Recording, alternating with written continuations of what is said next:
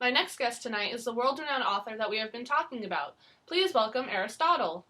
Hi, hello everybody. How are you? Oh, just fine, thank you. Now, I've been meaning to ask you for quite some time now, what is your fascination with reversal?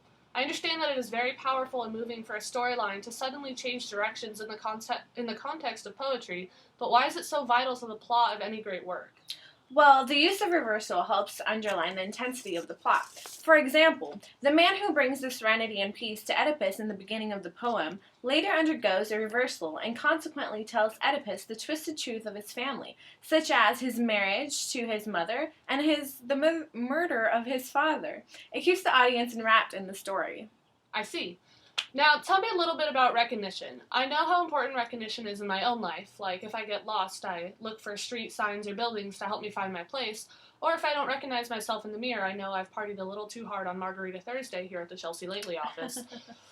I imagine that these same sort of external signs or signals would affect the character of a poem in the same way, right? Exactly. There can be physical signs that eventually lead a character to his or her personal recognition, and there are a number of other factors that can cause recognition to occur. For example, there are consequences created by the poet, which are more often than not lacking in creativity, to say the least.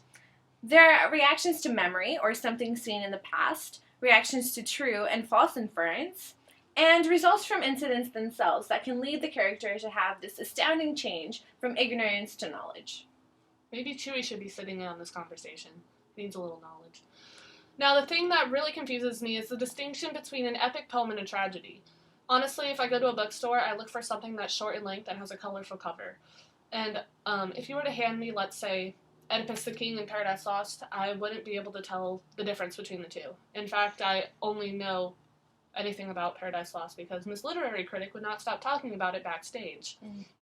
Well, there are a few distinct characteristics. For example, tragedies usually discuss what is amazing, while epics seem to focus more on what is improbable.